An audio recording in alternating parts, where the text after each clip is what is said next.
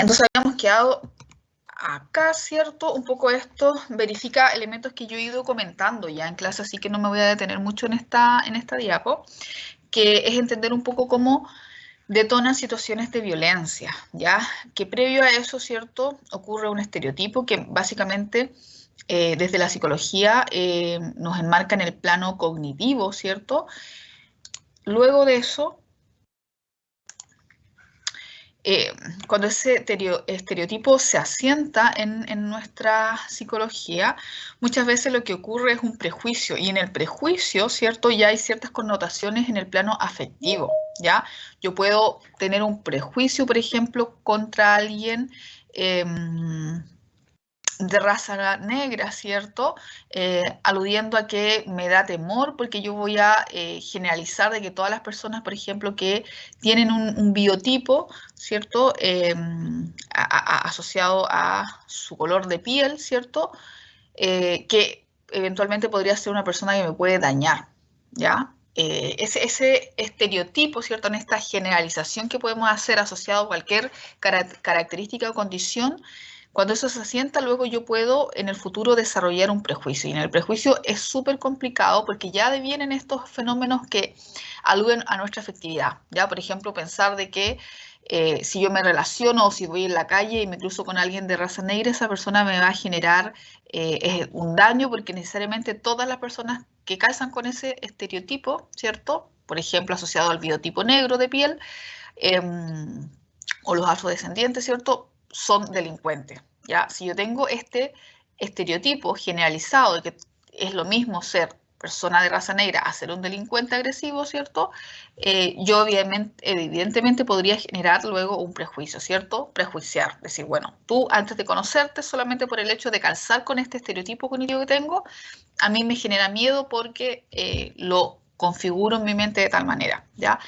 Luego de eso ya se generan actos de discriminación en distintos planos, eh, en el trabajo, en la escuela, en la sociedad, ¿cierto? Hay un montón de fenómenos de discriminación que aluden a que tengo anteriormente un prejuicio y ese prejuicio está asociado en un estereotipo, ¿cierto? Y genera situaciones de discriminación arbitraria, ¿ya?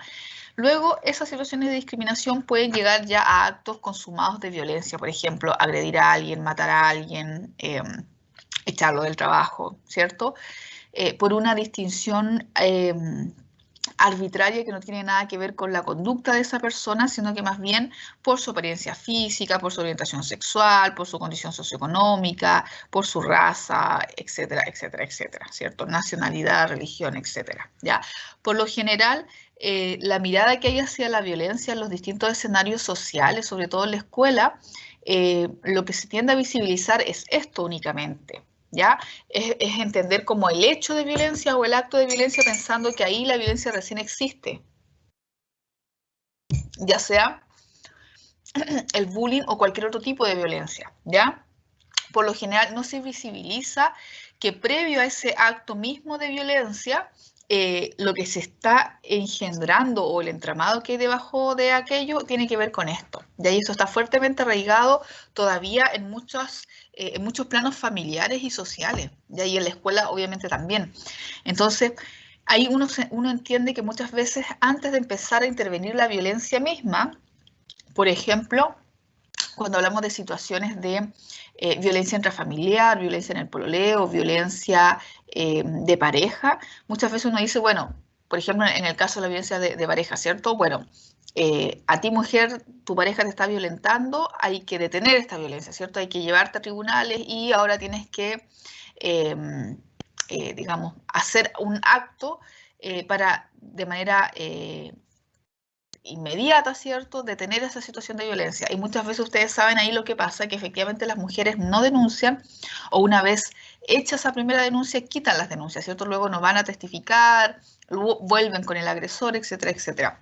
Porque es muy difícil que cuando una situación de violencia está naturalizada, como dábamos recién los ejemplos de los colegios, ¿cierto? Cuando uno dice, bueno, pero eso también es una forma de violencia, ¿cierto? Si a mí constantemente me están llamando no por mi nombre, sino por un apodo que yo no consentí y que además hace alusión a una característica física mía en tono de burla, eso también es bullying, si es sistemático y es dirigido desde un grupo hacia una persona, eso también es una forma de acoso.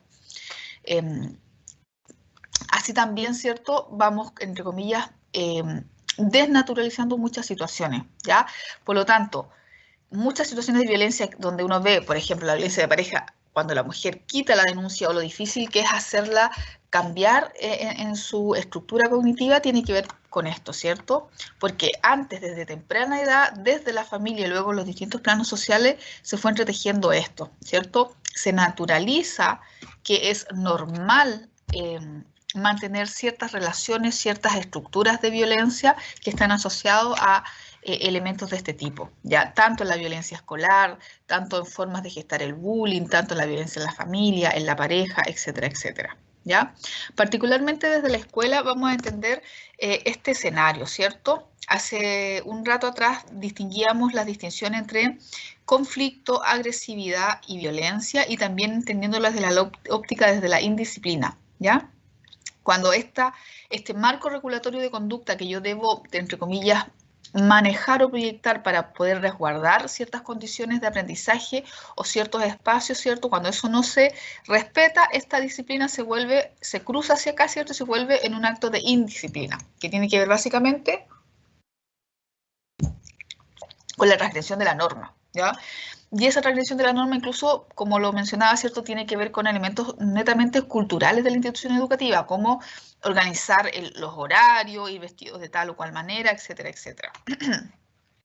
Por lo tanto, tenemos que entender también toda esta óptica que se genera, ¿cierto?, entendiendo que vamos a tener también la distinción entre la convivencia, el aprendizaje y la disciplina. Esto ya lo hacíamos recién, esta distinción, ¿cierto? Que todo eso emerge de un proceso de cultura escolar que es propio a cada institución, ¿cierto? A cada escuela, a cada liceo, que además ahí se entiende que hay un clima de centro y un clima de aula, ¿ya? Entendiendo que el clima de centro es el clima social que es común a ese establecimiento educacional, que tiene fuerte implicancia con la identidad escolar. Ya esto que yo les mencionaba, si la escuela o si ese liceo genera identidad positiva, cierto sentido de pertenencia a una comunidad escolar, o genera lo contrario, ¿cierto? Una identidad negativa y una situación de rechazo a esa comunidad escolar, ¿ya?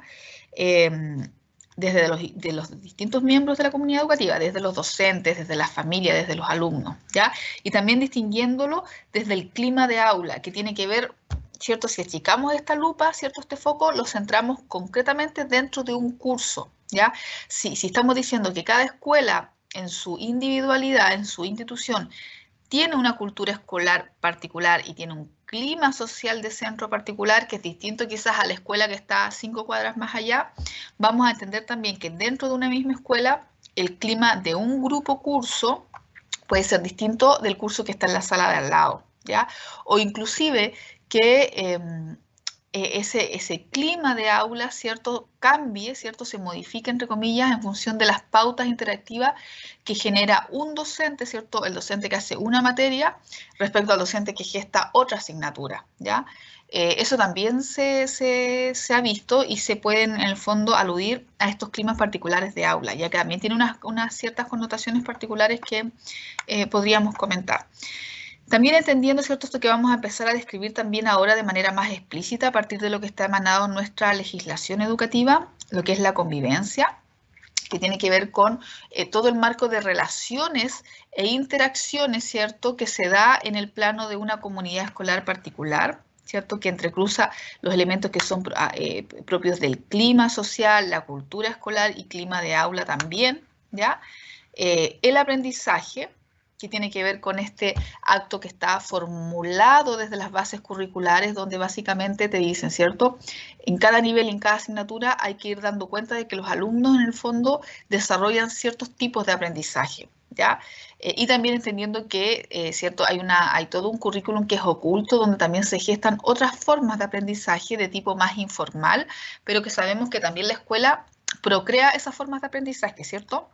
Todo lo que no está en los libros, en los planes de estudio, los programas, en las planificaciones, pero que sabemos que uno siendo partícipe de una determinada comunidad escolar igual termina aprendiendo ciertas cosas y que esas cosas tienen fuerte afluencia desde el plano cultural, ¿cierto? Cultural y social. Y la disciplina, que es esto que tiene que ver con el cumplimiento a la norma, ¿Ya? Y todo esto está obviamente embarcado en un contexto sociocultural más macro, ¿cierto? Ubicado en un determinado territorio que tiene ciertas condicionantes, ciertas variables socioculturales o inclusive en el plano de un país. Ya uno podría decir ahí, bueno, cómo de acuerdo a los elementos, las variables macrosociales de una comunidad, de un país inclusive, eso atraviesa también o se traslada a la lógica de lo que sucede en sus distintas instituciones educativas, ¿ya? La manera más gruesa de entender eso es a partir de la legislación, ¿cierto? Cómo los órganos gubernamentales de los distintos países que gobiernan la educación, ¿cierto? En nuestro país el Mineduc, a través de determinadas leyes, políticas o decretos, va articulando ciertos elementos que aluden luego que se hacen carne, ¿cierto? Se hacen lo cotidiano a partir de una determinada cultura escolar, normas de disciplina, formas de aprendizaje a través del currículum, formas de convivencia, etcétera, etcétera, etcétera. En esta óptica, chicos, vamos a entender que, así como revisábamos, ¿cierto? Al principio, los grandes paradigmas epistemológicos que delimitan las ciencias sociales, entre ellos la psicología, y particularmente lo que aplica de todo eso a la psicología educacional, ¿cierto? El modelo conductista, o el paradigma conductista, ¿cierto? El cognitivismo, el enfoque o el paradigma humanista, ¿cierto? Incluso a el enfoque histórico-cultural, ¿cierto? Vamos a entender que también en el terreno de la convivencia se han descrito dos grandes paradigmas, ¿ya? Y de acuerdo a Maldonado, ¿cierto?, que es el autor que los describe, vamos a entender que hay un paradigma basado en la disciplina y un paradigma basado en la convivencia, ¿ya? Ambos tienen algunas distinciones que son las que aparecen acá, no las voy a leer todas porque están ahí expresadas, les van a quedar estas dos tablitas y porque además uno de los capítulos que tienen que leer se profundiza un poco esto, ¿ya? Lo importante, chicos, hay que entender es que históricamente las escuelas han ido transitando o se intentan en la actualidad que transiten en el abordaje de los elementos culturales, clima social, clima de aula, ¿cierto? En todos estos elementos que si bien tienen delimitaciones, pero entendemos que también están todos interrelacionados, históricamente se ha ido transitando, ¿cierto?, desde un paradigma basado exclusivamente en la disciplina a un paradigma basado en la convivencia, ¿ya? Lo importante de esto es entender de que desde el paradigma basado en la convivencia, que es hasta hacia dónde hemos ido transitando, o desde donde se nos dice que debemos transitar, ¿cierto? Indica que no es que la disciplina no sea importante, la disciplina siempre va a ser importante. Si nosotros no manejamos un marco de actuación disciplinario en cualquier contexto, desde cuando vamos al estadio a ver un partido de fútbol, cuando trabajamos, cuando estamos en una sala de clase, cuando estamos en el espacio del recreo, cuando vamos al centro a comprar a una tienda, todo eso requiere como seres responsables, ¿cierto? Y desde una postura también democrática y respetando, ¿cierto?, la libertad de los otros donde estamos conviviendo en cualquier escenario, eso requiere de que uno como niño, como adolescente y como adulto resguarde un cierto marco de disciplina, ¿ya? O sea, que tu conducta esté, entre comillas, resguardando ciertos elementos que hacen adecuada la convivencia, ¿ya? No es que desde el paradigma de la convivencia no se ejerza disciplina o se deje de lado la disciplina, ¿ya? El cambio que hay en este sentido es que en este paradigma convivencial la disciplina se organiza y está a la base, ¿cierto? Es un medio para lograr una convivencia más adecuada, ¿ya? Más sana en ese sentido, ¿ya? Por lo tanto, no es que estemos dejando de lado la disciplina, entiéndase, sobre todo cuando estamos en procesos de formación, cuando somos niños y adolescentes, o incluso siendo adultos, siempre vamos a necesitar, no sabemos por qué, ¿cierto? Los seres humanos ahí tenemos facetas de amplio desarrollo intelectual, moral, humano, ¿cierto? Pero también tenemos facetas bastante oscuras en ese sentido. ¿Y qué nos ha mostrado la historia? Es que si no hay mecanismos de regulación externa, pueden suceder situaciones nefastas, ¿ya? Desde la lógica de una sala de clase, en el sentido de que si yo tengo a todos los alumnos con conductas de indisciplina, imagínense una sala de clase en un profesor que quiere desarrollar un determinado aprendizaje y todos están gritando, todos están riéndose, todos están parándose a cada rato, todos van al baño cada rato, ¿cierto? Se están agarrando combos dentro de la sala, ese acto, ¿cierto?, de poder enseñar algo se vuelve infructuoso, se vuelve imposible, ¿ya? Además, que si estamos en esa lógica, estamos en una actitud de, ¿cierto?, irrespetuosa con el docente, irrespetuosa con el resto de los compañeros, puedo estar agrediendo además a otros compañeros, ¿ya? Por lo tanto, en este tránsito, no es que dejemos de lado la disciplina se mantiene, porque sin un marco regulatorio de mi conducta, yo voy a terminar transgrediendo otros espacios de convivencia y los límites personales también de los otros o las libertades de los otros, sino que se toma, ¿cierto? Se mantiene, pero desde una lógica que en el fondo nos hace cuestionar ciertos mecanismos muy burocráticos, donde efectivamente antes veíamos, ¿cierto?, que incluso la disciplina solamente estaba basada en actos punitivos, ¿cierto? Si no haces esto o si transgredes la norma, yo te maltrato, te castigo, ¿cierto? Un poco en esta escuela más tradicional, ¿cierto? La escuela que probablemente a muchos de nosotros nos tocó vivir también, que todavía sigue presente, la escuela de nuestros padres, de nuestros abuelos, ¿cierto? Donde incluso estaba naturalizado el castigo físico, ¿ya? Todas estas cosas que hoy día entendemos que se han ido cuestionando y se han ido desnaturalizando, uno dice, ok, necesitamos regulación externa, por supuesto, necesitamos un reglamento, sí, por supuesto, porque si yo transgredo ciertos elementos, yo debo entender como niño, como adolescente, como adulto, que mi conducta tiene consecuencias, ¿cierto? Si yo no entiendo que la ley de tránsito te dice que si el semáforo está en rojo, yo debo detenerme, y eso tengo que aprender a regular mi conducta frente a un semáforo. Si yo no entiendo eso como niño, como adolescente, como adulto, puedo provocar un accidente y en ese mismo accidente incluso puedo poner en riesgo mi vida, ¿ya? Ese ejemplo que es tan básico, es tan obvio, podría ser, digamos, puede servir para entender cualquier lógica donde yo digo, bueno, por algo tenemos que de alguna manera regular nuestra conducta, ¿cierto? En distintos planos, en distintos elementos, ¿cierto? Para que se respete el derecho democrático de las otras personas también a tener libertad, de no transgredir las libertades de las otras personas, respetar elementos que tienen que ver con ciertos espacios, ¿cierto? Con la convivencia o con la cotidianidad de ciertos espacios, en este caso el espacio escolar, porque si no, no se podrían gestar los propósitos de esos determinados espacios o ambientes, ¿ya? Pero sí hay una reconceptualización, ¿cierto? Ahora la disciplina no es netamente por cumplir la disciplina como en esta lógica prusiana, ¿cierto? Como comentaba un compañero probablemente en la clase pasada, parece, donde efectivamente antes estaba esta escuela, esta lógica como de la escuela militarizada, ¿cierto? Donde uno no se cuestionaba mucho, bueno, pero ¿por qué le estás pegando? No, porque se portó mal ya, pero a lo mejor la forma de sancionar esa conducta no es pegándole al niño, ¿cierto? Hoy día hay otras formas, entre comillas, de poder plasmar esas normas de disciplina, incluso de cómo ir haciendo tratamiento de la disciplina en los reglamentos internos, ¿ya? Donde probablemente los alumnos o las personas más jóvenes podrán tener derecho a voz, ¿ya? Y progresivamente, en la medida que crecen y adquieren también más responsabilidad sobre su conducta, se le puede ir dando también más libertad, que es la misma lógica que impera en los nuevos sistemas de crianza.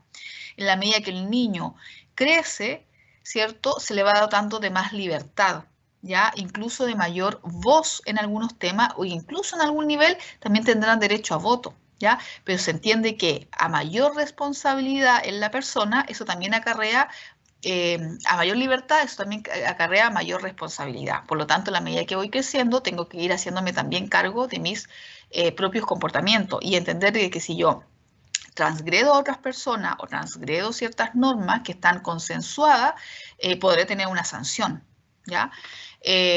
Por lo tanto, chicos, hoy día no es que se deje de lado la disciplina, sino que la disciplina está dentro de un marco que tiene que ver cómo gestionar comunidades educativas que estén más bien asociadas a modelos de convivencias más propositivos o más sanos, ¿ya?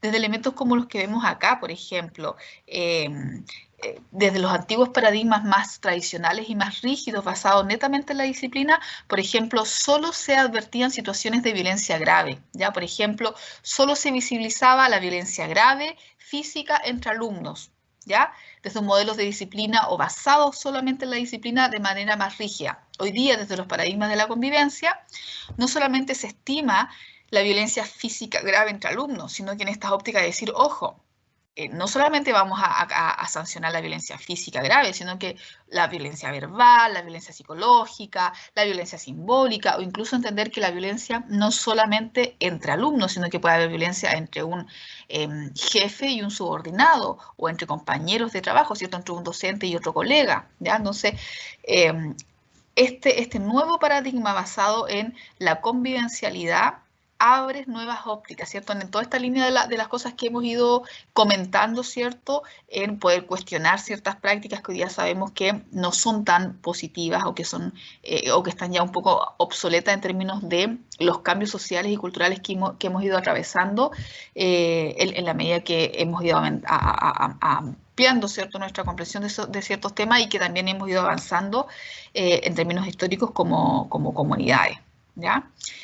Eh, Bien, chicos, por ejemplo, otro botón de muestra de eso es lo que sucede con el conflicto, ¿cierto? Por lo general, las instituciones educativas rehuyen mucho del conflicto, ya tienden a invisibilizar las situaciones de conflicto, ya que es un poco lo que pasa desde este paradigma que solamente basa su convivencia en normas de disciplina, ya que son muchas veces incuestionables, rígidas, que no transitan durante los periodos históricos, ¿cierto? Cuando están muy rigidizadas en modelos muy obsoletos ya a la luz de los nuevos cambios, ¿cierto? Aquí, por ejemplo, desde el paradigma de la convivencia, mal estaríamos cuando invisibilizamos un conflicto. De hecho, lo que tiende a suceder cuando los conflictos se invisibilizan es que eso es como una olla a presión que luego detona en una situación de grave violencia, ¿ya? Y ahí es donde hoy día se habla, por ejemplo, de estos mecanismos de resolución pacífica de conflictos donde se intenta llegar a un acuerdo o una negociación, ¿ya? Eso como forma de intervención incluso ha llevado a distintos escenarios escolares a tener formas o planes de intervención basados, por ejemplo, en la resolución pacífica de conflictos, ¿ya? Como mecanismo de intervención mismo, ¿ya? Bien, hay un capítulo que habla y que profundiza sobre esta distinción que tienen, que está asociado efectivamente dentro de nuestras clases, así que voy a ir avanzando. A partir de estos paradigmas luego bajamos, ¿cierto? Si vamos de lo más macro a ir bajando, ¿cierto? A modelos de intervención y luego cómo se gesta un plan de intervención en sí mismo, que es un poco lo que vamos a ver en la próxima clase. Tenemos que entender también de que para el abordaje de la convivencia escolar también se han ido elaborando distintos modelos, ¿ya? Aquí yo selecciono estos cuatro, son unos de los como que más podrían, entre comillas, ser significativos en las prácticas escolares, pero también podríamos encontrar otras descripciones en algunos textos o documentos de investigación, ¿ya? Yo para los efectos de la clase y también que aparece en uno de los capítulos que les entregué, se desarrollan estos cuatro modelos, ya el modelo de la pentacidad, el modelo ecológico, el modelo relacional, el modelo punitivo y el modelo integrado. Y desde estos cinco modelos, perdón, aparecen marcos conceptuales particulares desde donde emergen, ¿cierto? Y aparecen también ciertos elementos que tienen que ver cómo se aterriza a una práctica o intervención educativa. Qué pesado. Hay un micrófono abierto por ahí. A alguien se le había abierto el micrófono, parece.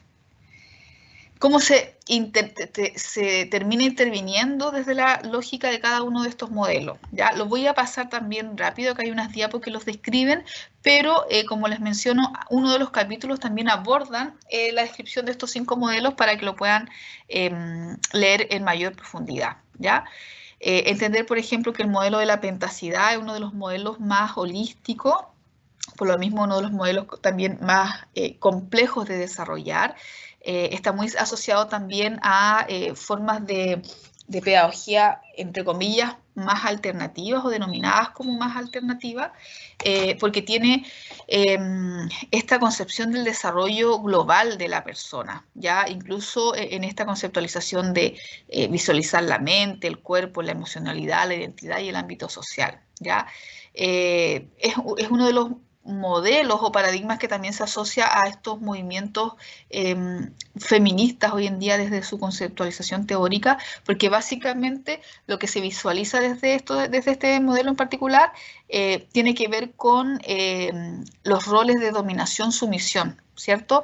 Que está muy asociado a esta conceptualización de la cultura patriarcal, ¿cierto? Donde se gestan dos personas en un plano relacional, por lo general, si no cuestionamos ciertas prácticas patriarcales, ¿cierto? Siempre va a haber una persona que va a quedar en una situación de sumisión frente a la posición de dominación del otro, ¿ya? Y esa dinámica de dominación-sumisión siempre va a estar dado en un mecanismo de superioridad, ¿ya?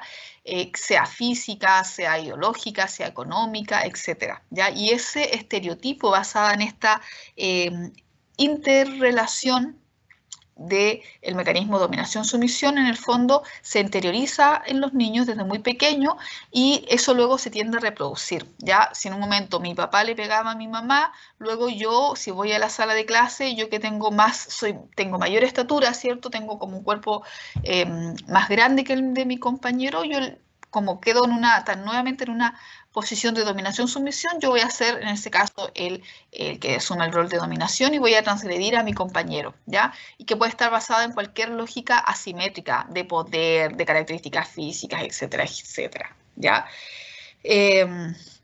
Por lo tanto, la aplicación particularmente que se plasma en las lógicas escolares tiene que ver con técnicas de desarrollo humano en su amplio espectro, ya desde habilidades socioemocionales básicas, habilidades comunicativas, habilidades cognitivas, desde cuestionamientos a elementos culturales del modelo patriarcal, ¿cierto? Etcétera, etcétera, etcétera. Ya, obviamente, para implementar un modelo de este tipo tiene que haber una lógica bien conducente desde los equipos directivos. Ya no es llegar a implementar un modelo de esta naturaleza en un espacio educativo porque yo necesito, entre comillas, que sobre todo las personas que ostentan nuevamente cargos de poder en la institución también estén empapados en esta lógica, entiendan cuáles son las bases y que de alguna manera se pueda plasmar una intervención con estas connotaciones que son bastante particulares también, ¿ya? Por lo tanto, lo hace también un modelo algo complejo de llevar a la práctica digamos, a cabalidad en muchos espacios escolares, ¿ya? Es por eso que también que tenemos que ir haciendo también diagnósticos súper acotados cuando uno interviene, así como lo haríamos también en un paciente si estuviéramos trabajando desde la clínica, ¿cierto? Cuando hacemos un diagnóstico de los vínculos que hay en una determinada familia, de los significados, de las atribuciones, de las creencias que tiene una determinada familia, ¿cierto? Para llevar un proceso psicoterapéutico, acá en la intervención educativa propiamente tal, también lo primero que se hace es el diagnóstico y ese diagnóstico está asociado a poder entrever cuál es la cultura que es común a esa comunidad, ¿cierto? Cuáles son sus creencias, cuáles son los vínculos, qué es lo que hay a la base para poder entender, bueno, en qué dirección me muevo o cómo yo plasmo una intervención en esa comunidad educativa, ¿ya? Por lo tanto, a lo mejor no en todas las comunidades educativas podamos desarrollar de buenas a primeras, ¿cierto? De entrada, una intervención que tiene que ver con este modelo propiamente tal, ¿ya? Luego vamos a entender el modelo ecológico. Entendamos que el modelo ecológico, ¿cierto? Tiene un gran referente que es el modelo ecológico de Bronfenbrenner, donde básicamente lo que visibiliza es que en cualquier situación de violencia, en cualquier situación problemática o en cualquier variable que queramos analizar dentro del ámbito humano y social, eso lo más probable es que esté intersectado, ¿cierto?, por distintos niveles de variables que están asociados en distintos sistemas, ¿cierto?, desde el microsistema, mesosistema, exosistema, etcétera, etcétera, ¿ya? Y por lo tanto hoy día las situaciones de violencia y de convivencia escolar, entendida desde el modelo ecológico, se pueden orientar también desde este modelo, ya entendiendo que en cualquier situación de violencia van a haber variables que convergen desde los distintos sistemas, desde variables personales del sujeto o del niño, desde elementos que están en su familia, desde elementos que están en la propia escuela, desde elementos que son transversales a la cultura de un país, etcétera, etcétera. ¿Ya? El actual enfoque de la violencia, la distinción de la violencia que, por ejemplo, hacen instituciones como la Organización Mundial de la Salud, está asociado a este modelo ecológico que deviene un poco desde el paradigma sistémico. ¿Ya? Los modelos iniciales asociados al maltrato de menores, la violencia juvenil, la violencia intrafamiliar, que se empieza ya a gestar desde la década del 60 más o menos hacia esta fecha, también tienen esta conceptualización a la base, ¿ya? Y la aplicación en los espacios escolares particularmente tienen que ver con estas tres grandes esferas o tres temporalidades, ¿cierto? Poder tener en el fondo un conjunto diversificado de estrategias de intervención, tanto a corto, mediano y a largo plazo, desde intervenciones dirigidas a prevenir la violencia antes que ocurra, luego intervenciones centradas en dar las respuestas inmediatas cuando se desvela un acto de violencia, sea bullying o cualquier otro tipo de violencia en la escuela, o intervenciones ya centradas en la contención y en la reparación después de que han ocurrido graves situaciones de violencia, ¿ya? ¿Cómo reparo, por ejemplo, a un niño que estuvo varios años de su escolaridad en una situación de acoso por parte de su curso? ¿O cómo yo contengo una comunidad educativa cuando se suicida un joven, ¿cierto? Un alumno de esa comunidad, entendiendo las graves implicancias que tiene un acto suicida, ¿cierto? En la comunidad, lo mismo que pasa cuando ocurre un acto de suicida en la familia, ustedes saben que eso termina, entre comillas, delimitando, ¿cierto?, transgeneracionalmente en la familia ciertas formas de dar respuesta. Se valida un poco el suicidio como una forma de respuesta ante ciertos problemas, ¿ya? Eso mismo que podríamos entendernos en el plano familiar ocurre también cuando, por ejemplo, alguien se suicida en un terreno escolar. Por lo tanto, ahí incluso hay que intervenir, no basta así como decir, ya, mira, se suicidó una alumna o un alumno, qué pena, qué triste, qué lamentable, mandemos una corona de flores al cementerio y ya estamos, ok, la pena pasó. No. Por lo general, lo que indica la evidencia es que esa comunidad educativa tiene que intervenirse, sobre todo a los adolescentes y a los alumnos, porque puede, entre comillas, generarse esto que se viene estudiando y que ha pasado, incluso ha pasado en Chile en comunidades, donde hay una especie como de masificación del suicidio, una especie de contagio colectivo donde se valida el suicidio como una forma de enfrentar ciertas problemáticas, ¿ya? Por lo tanto, ahí hablamos ya de intervenciones terciarias. Ya esto lo vamos a ver también en los planes de intervención, porque si ustedes se fijan, como deviene este modelo de la Organización Mundial de la Salud, todos los planes de intervención que luego se aterrizan en las legislaciones locales de los países tienen que ver con esto, ¿cierto? Un poco lo que yo creo que les he contado también, ¿cierto? Intervenciones primarias, secundarias y terciarias. Las primarias son intervenciones preventivas, las secundarias son las intervenciones propiamente tal que van dirigidas a resolver un problema, y las terciarias son de índole reparativo o paliativo. ¿Ya? Eso está muy instaurado en la lógica de los programas de salud pública. Pero no es exclusivo de la salud, porque en el fondo deviene de un enfoque ecológico de entender ciertas problemáticas que pueden suceder en distintos planos humanos, no solamente en la salud, ¿cierto? En distintas esferas humanas, y eso también se podría trabajar desde la óptica de una intervención escolar. Luego el modelo relacional, donde hay un paradigma a la base de corte más humanista o socioconstructivista, haciendo la distinción un poco entre el constructivismo genético y el socioconstructivismo o el construccionismo social, ¿cierto? Este modelo más bien tiene una fuerte intervención en los planos interrelacionales, que tiene que ver con la interacción misma entre las personas, ¿ya? Por lo tanto, ahí efectivamente la forma de intervención está asociado a este mecanismo, ¿cierto? Cómo a partir de un modelo de la resolución pacífica de los conflictos se pueden instaurar situaciones que vayan asociadas a resolver ciertas problemáticas que van en el plano de la mediación, la negociación y el arbitraje. ¿Ya? Hay escuelas que efectivamente han tomado este modelo y han instaurado, han capacitado a gente, ¿cierto?, a profesionales, y han instaurado esta óptica como mecanismo de intervención y de gestión de la convivencia escolar. ¿Ya? Esto también requiere gente que se especialice, que se prepare en el tema, incluso se requiere en un plano escolar un espacio físico adaptado para generar instancias de mediación, ¿ya? No es que uno anda haciendo mediación a cada rato y en cualquier lado, ¿ya? Yo no puedo, por ejemplo, plasmar un proceso de mediación al frente de todos los otros compañeros, que todos los otros estén observando, ¿cierto? Hay ciertos mecanismos que de alguna manera regulan cómo se puede llevar de buena manera procesos de mediación, negociación y arbitraje. Este modelo, si ustedes se fijan, está más asociado a otra óptica, ¿cierto? Si el modelo anterior era muy común observarlo, estaba súper bien desarrollado en los sistemas de salud, ¿dónde encuentran este formato en la realidad chilena? ¿En qué otro escenario? ¿A qué les hace? ¿En él? ¿Judicial? Correcto, ¿cierto?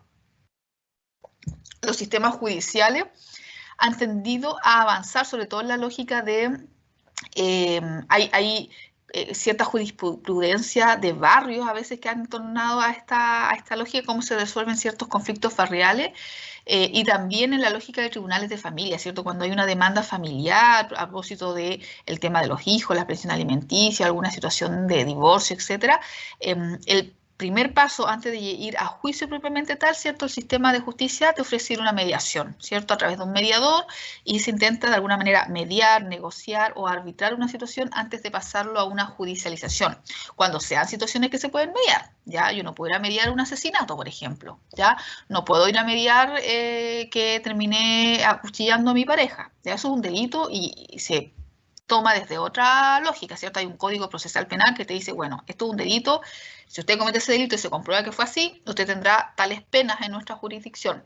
Pero hay otras situaciones, sobre todo en el tema de conflictos familiares, donde se entiende que lo que se busca primero es una mediación. Eso acarrea un menor, entre comillas, una menor acentuación de ciertos daños o que el conflicto se agrave, y también en términos económicos para el aparato público estatal también es menor, ¿ya? Entonces hay gente en la línea de la justicia, sobre todo en tribunales de familia, que también han instaurado formas de intervención de trabajo asociada a la resolución de conflictos en esta óptica. Y en las escuelas, como yo le menciono, también hay escuelas que han instaurado este modelo como mecanismo de intervención en el ámbito de convivencia escolar. Cuarto modelo, el modelo punitivo.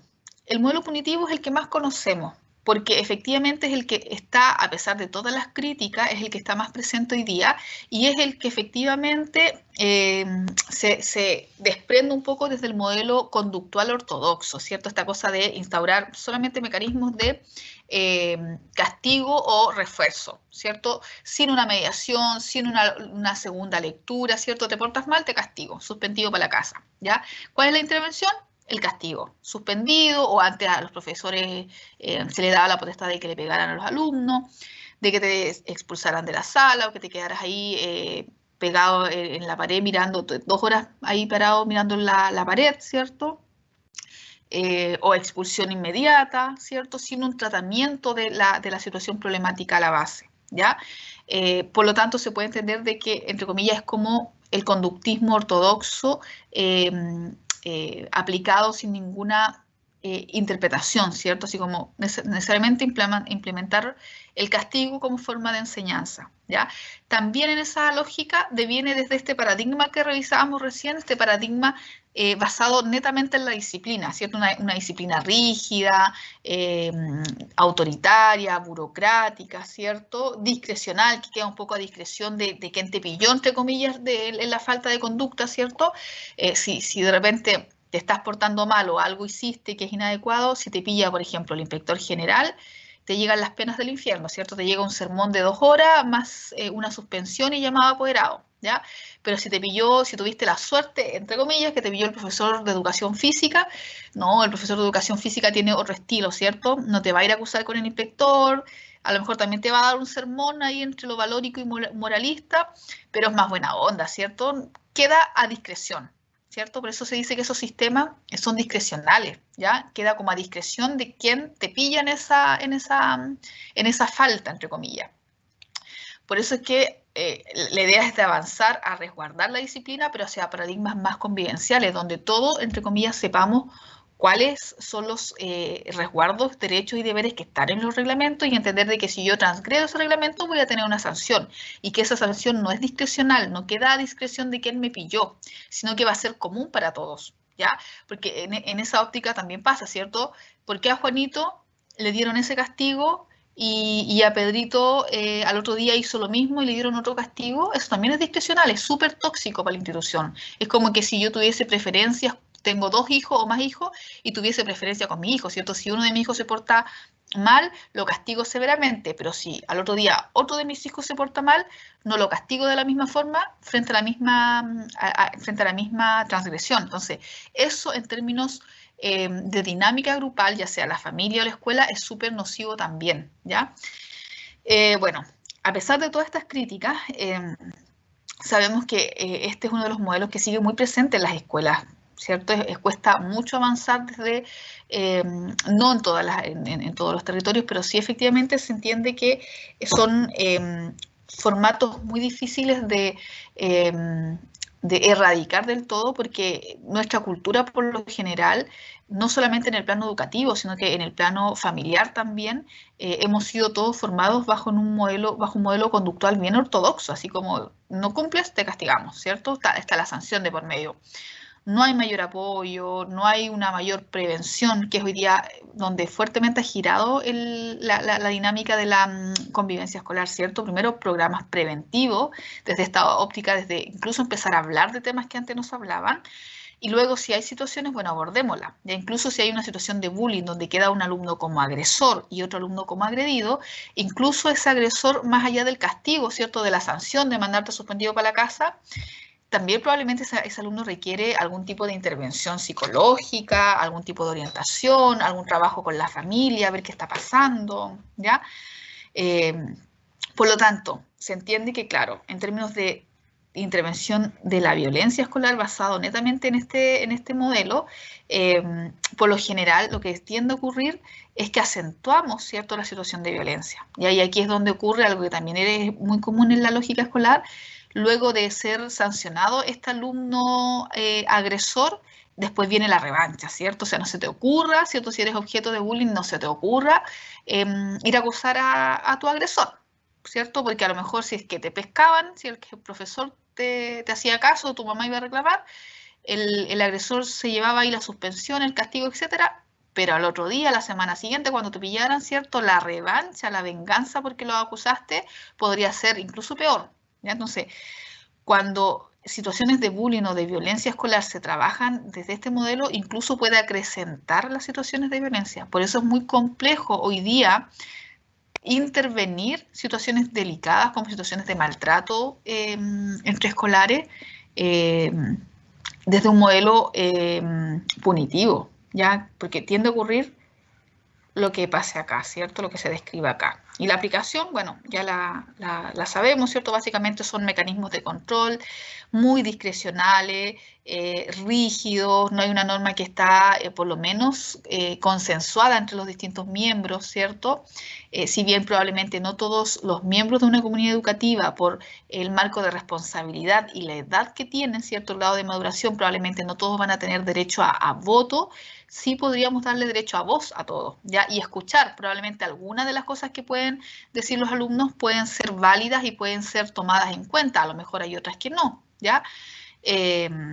Pero es súper válido hoy día, entre comillas, justamente levantar y entablar procesos de diálogo, ¿cierto? Como los reglamentos escolares hoy día, lo que dice la política de convivencia escolar y la ley de violencia escolar es, bueno, las escuelas tienen que tener articulado el consejo escolar, ya donde haya miembros representativos de las familias, de los profesores, de los equipos directivos, desde los alumnos, incluso desde la comunidad aledaña al establecimiento, de la junta de vecinos, del cuerpo de bomberos, si hay un cuerpo de bomberos ahí en la comunidad, etcétera, etcétera.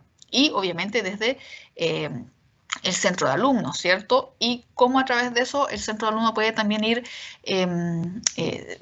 siendo vocero de demandas de los alumnos, y eso se puede, entre comillas, evaluar. Algunas de esas cosas se podrán considerar y otras no, pero lo importante es que justamente se pueda tener, entre comillas, una posición de apertura a cosas que efectivamente a veces nos hemos ido dando cuenta como sociedad que en base a esa apertura y ese diálogo también se generan cambios sociales potentes, ¿ya? Y por último, ¿cierto? Vamos a entender este modelo integrado, que pareciese ser uno de los modelos en los cuales hemos estado hoy día en sociedades como la de Chile, ¿ya?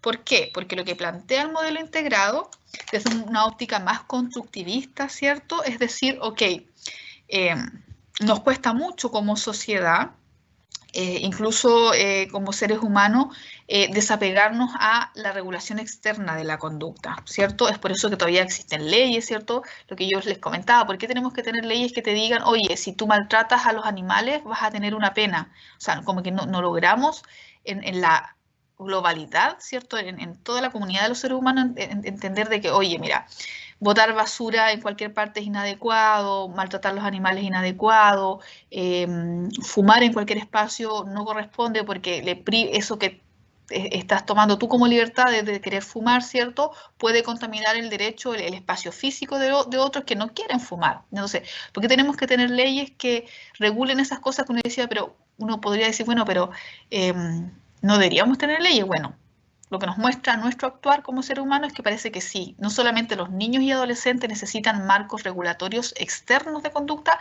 sino que incluso siendo adultos vamos a necesitar todo un marco normativo en todo ámbito de cosas, desde leyes del tránsito, leyes de violencia, de convivencia, de alimentación, de esto, lo otro, bla, bla, bla, bla, porque si no parece que la cosa acá se desarma, ¿cierto? Se podría armar un desmadre mayúsculo si es que no tuviésemos leyes, ¿ya?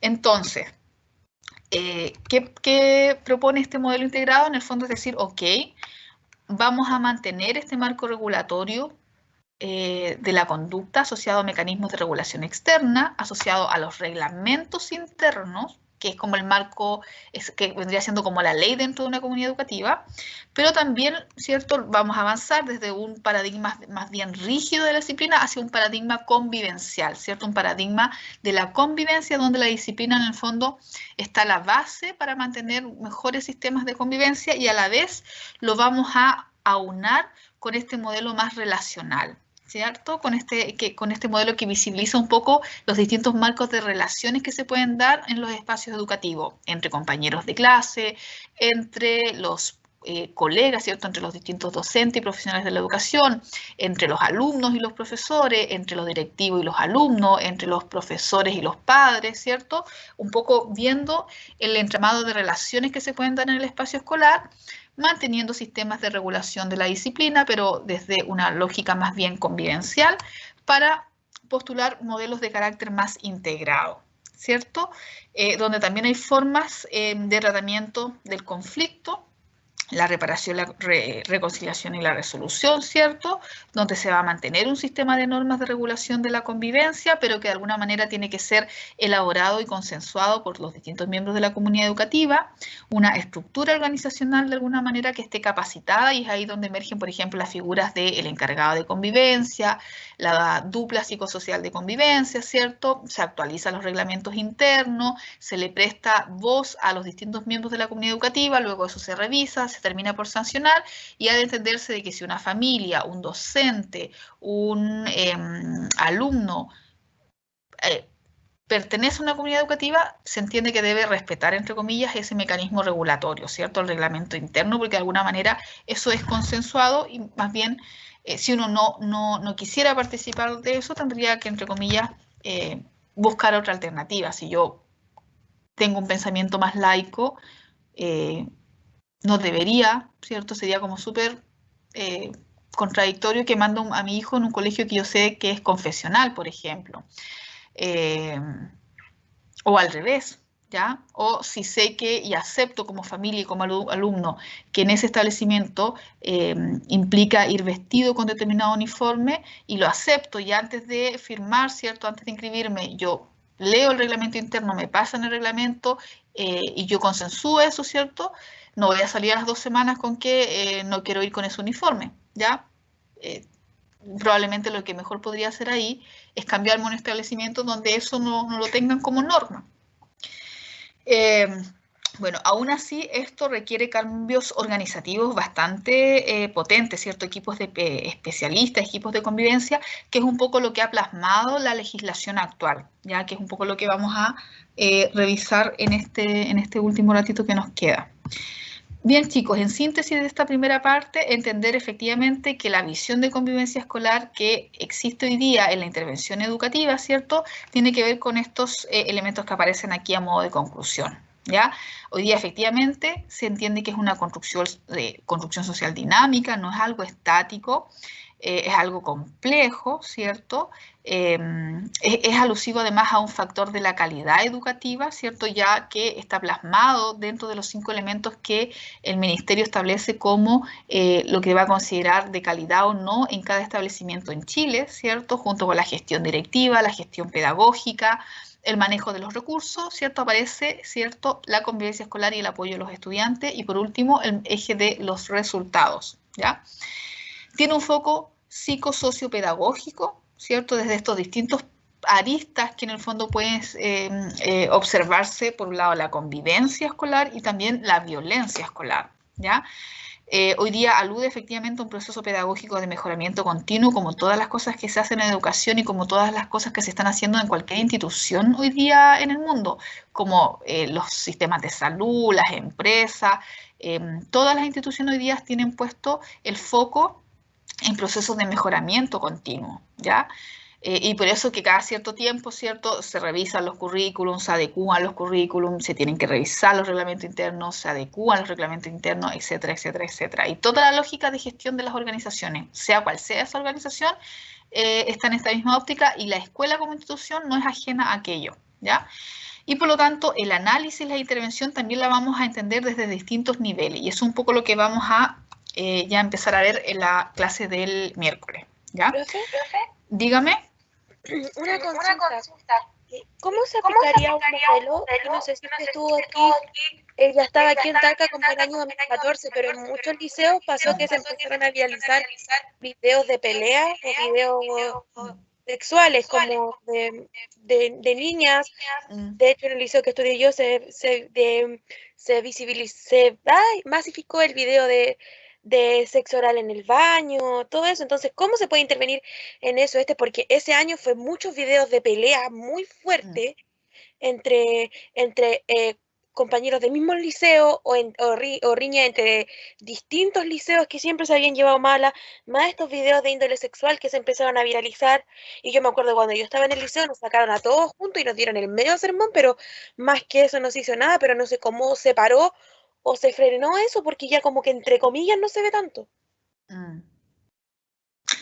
Sí, bueno, ahí hay comunidades que, como tú bien lo comentas, en algún momento empezaron a aparecer estas situaciones. Recordemos que esas situaciones como de violencia siempre han existido, ¿ya? Y a la luz de los tiempos se han ido cuestionando e interviniendo, pero con el uso de las tecnologías ocurrió que esas situaciones un poco se pudieron masificar, y ahí un poco tornó como en otras características, ¿cierto? En la medida que fue masificado por redes sociales, el colegio quedó, y esos establecimientos o ciertas comunidades educativas en el fondo quedaron como en la palestra pública, ¿ya? Y ahí, en esta misma lógica, hubieron establecimientos que más allá del sermón no avanzaron, ¿cierto? Probablemente en esa época. Pensemos, chicos, que esto de tener un encargado de convivencia escolar y estar interviniendo en convivencia escolar es obligación por ley hace mucho tiempo, ya desde la lógica que emergen estas legislaciones. Sin embargo, si bien se ha ido avanzando mucho en muchos colegios, hay escuelas que uno va y revisa y todavía no tienen, por ejemplo, un encargado de convivencia escolar, un plan de gestión, etcétera, etcétera. Entonces, se ha ido avanzando, pero ha sido muy disímil. Ya en colegios que todavía, desde los ejemplos que tú das hasta la fecha, solamente se quedan en el sermón, ¿cierto? Y en esta intervención desde un modelo punitivo, ¿cierto? Te castigo, ya una sanción, expulsión, lo que sea, y no pasó más allá de eso, a situaciones donde efectivamente hay equipos especialistas que se han ido formando en estas temáticas, y se trabaja desde la prevención, o sea, hay mecanismos preventivos, y luego también cuando ya hay casos focalizados se intervienen esos casos, ¿ya? Desde contención emocional, desde contención psicológica, desde derivación a otras unidades que sí corresponden fuera del establecimiento, desde el trabajo con los apoderados, etcétera, etcétera, pero también fuertemente desde la prevención. Y yo creo que ahí, en los colegios o escuelas que se han tomado correctamente el tema de la convivencia escolar, hay mucho trabajo en la línea preventiva que tiene que ver con estas cosas, con estos actos tan básicos como de estar abriendo temas, ¿ya? En ese sentido, una forma elemental de poder prevenir o atajar que estas cosas se masifiquen o se empeoren es justamente cuestionar, ¿ya? Empezar a hablar de la violencia, empezar a hablar de violencia en el pololeo, empezar a hablar de temas sexuales, etcétera, etcétera. A naturalizar también cosas que también están como en el oscurantismo, ¿cierto? Que efectivamente cuando el adolescente crece, pasando de la pubertad a la adolescencia, hay un despertar sexual. Por lo tanto, el erotismo y la sexualidad también es parte de la vida de los adolescentes, ¿ya? Eso puede ir o no acompañado desde la conducta sexual activa, ¿cierto? Tener vida sexual activa es una cosa, que en el fondo es tener una pareja sexual o tener coito de manera recurrente. Eso puede pasar en la vida adolescente, pero puede que no. Sin embargo, el adolescente, en términos biológicos, sí está en un periodo de activación sexual desde los, digamos, desde los signos secundarios de la sexualidad que en el fondo hacen que ese niño se transforme en un adulto, ¿cierto? En un hombre o en una mujer en términos físicos. Por lo tanto, también ahí hay cosas que tienen que ver con eso. ¿Por qué el tema de la sexualidad también era tan potente? Porque había muchas cosas que estaban como en el mito, ¿cierto?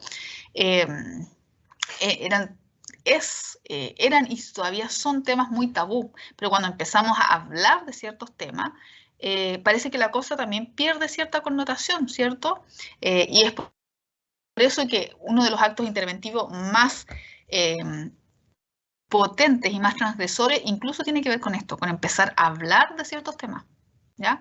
Y eso en algunas escuelas sí se ha venido haciendo fuertemente cuando se han tomado en serio esta cosa de la convivencia escolar en estas temáticas, en todas estas temáticas que son como bien complejas, ¿ya?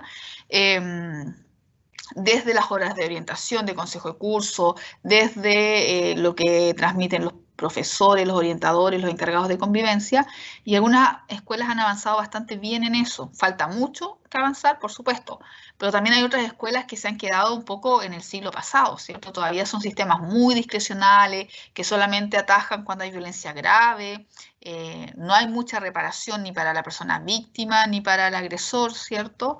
Y ahí uno puede ir dando ejemplos de cómo eso se ha ido abordando, ya en algunos escenarios muy buenas prácticas y en otros escenarios muy malos abordajes también, ¿ya?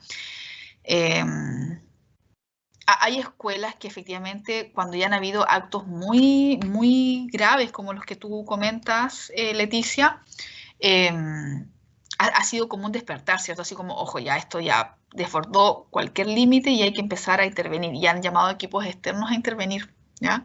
Ahora, aún así sigue siendo tremendamente complejo porque estas situaciones que tú comentas un poco,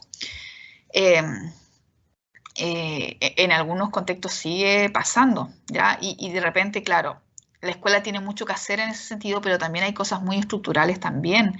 Hay sectores poblacionales donde el tema de la violencia barrial es un tema estructural, ¿cierto? Donde hay mucho pandillaje, hay todo un tema de naturalización aún de la violencia desde la casa. Entonces, aunque la escuela también trate de hacer algunos avances en ese sentido, hay mucho cambio cultural por hacer también, ¿ya? Entonces, eh, son muchas aristas que uno podría ir como entreviendo a partir de cómo se ha ido gestando esto y las cosas que se han hecho, las que se han hecho más o menos bien, más o menos mal, las que se han hecho y han resultado, las que no, y también colegios que no han hecho nada, ¿ya? Bien, en esta lógica, chicos, vamos a entender que hay básicamente dos elementos centrales de la legislación del Mineduc, desde la mano del Mineduc, que instauró este marco de intervención en las escuelas chilenas. Ya, por un lado, la Política Nacional de Convivencia Escolar, donde el primer documento emerge el año 2002 a través de un documento inicial de trabajo. Ese documento inicial de trabajo que se elaboró en un trabajo colegiado con distintos actores a nivel nacional, luego quedó establecido como la primera Política Nacional de Convivencia Escolar el año 2003, ¿ya? Y del 2003, que fue el documento oficial, hasta este periodo, ¿cierto?, se ha ido actualizando. ¿Ya? Y vamos a ver también cómo ese documento también en su conceptualización ha ido avanzando en la óptica legal, ética, social, etcétera, etcétera. ¿Ya? Y luego, posterior a eso, en el año 2009, se desarrolla la Ley de Violencia Escolar, ¿ya? Que va de la mano en el fondo con la política de convivencia escolar. ¿Ya? Veamos básicamente que esta primera política de convivencia escolar, si uno revisa como sus elementos teóricos a la base, le pasó un poco lo mismo que fuimos revisando en estos modelos y en estos paradigmas, ¿cierto? El primer documento era efectivamente, tenía unos enfoques bastante asociados a estos modelos punitivos, ¿cierto? Básicamente se pensaba que la convivencia escolar solo estaba basado en el ejercicio de la norma y de la disciplina, ¿cierto? Solamente con regular el sistema normativo en el colegio parece que íbamos a gestar una buena convivencia escolar y luego se entendió que no, ¿cierto? Que eso es necesario, pero no basta eso. Tenemos que tener planes sistemáticos de intervención, ¿ya? Donde la responsabilidad, por ejemplo, inicialmente estaba puesta solo en este estudiante, entre comillas, problemático, a transitar a una responsabilidad que tiene que ver con toda la comunidad educativa, ¿ya? Por lo tanto, la primera política nacional que emerge desde el Mineduc también tenía todas estas conceptualizaciones teóricas y luego en los nuevos documentos que se empezaron a trabajar y actualizar, ¿cierto?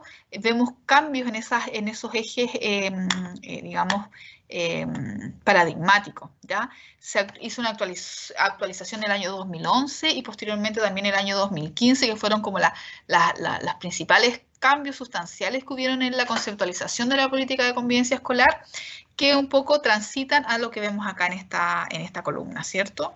A estas nuevas conceptualizaciones y concepciones de cómo íbamos a ver e intervenir desde la convivencia escolar en las escuelas, ¿ya? Los ejes de acción estratégicos guardan relación con estos 6 puntos, la gestión institucional, ¿cierto? La participación de toda la comunidad educativa, formar y desarrollar competencias a los profesionales de la educación que se iban a hacer cargo de estas áreas, promover todas las estructuras de intersectorialidad, ¿cierto? Que en el fondo el colegio no quede solo con el abordaje de la convivencia escolar, sino que tiene que, entre comillas, gestionar el intersector, ¿cierto? Mover las redes de apoyo territorial, comunal, comunitaria, ¿ya? Desde la OPD, desde la PDI, si corresponde, desde las juntas de vecinos, desde los cuerpos de bomberos, si hay una empresa que puede quizás facilitar algún tipo de apoyo, ¿cierto? Todas las redes comunitarias que de alguna manera pueden servir para la intervención en estos ámbitos, ¿ya? Por ejemplo, a lo mejor en el ámbito de sexualidad, a lo mejor no tenemos a alguien en el colegio que sea experto en sexualidad o abordar temas que requieren también mucha expertise, pero el sistema de salud sí lo tiene, ¿ya? Y los sistemas de salud también tienen metas, los consultorios, los CEFAM, también tienen metas asociadas al intersector, de hacer esto mismo, ¿cierto? De hacer coordinación con las redes de la comunidad. Por lo tanto, uno podría hacer alguna gestión y pedirle a una matrona, a una enfermera, que vaya, por ejemplo, a hacer un taller sobre sexualidad, sobre salud sexual, sobre métodos anticonceptivos, etcétera, etcétera.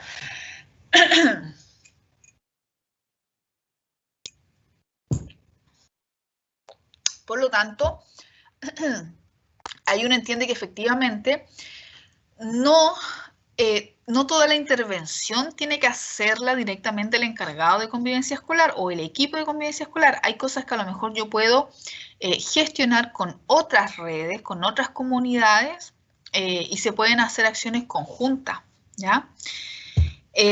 Otro eje de acción tiene que ver con todo esto, ¿cierto? Con la promoción, difusión y resguardo de derechos. O sea, en un momento, a partir de estas normativas, se empezó a hablar de esto en los colegios, cosas que nunca antes habían hablado, ¿cierto? Cuando yo estudié en mi época de escolar, nunca se habló de estos temas. Y en algún momento, cuando aparecieron estas legislaciones, esto se volvió un tema, ¿ya? Se empezaron a hacer capacitaciones, charlas, estaba en los discursos de los ministros de educación, de los encargados comunales, etcétera, etcétera.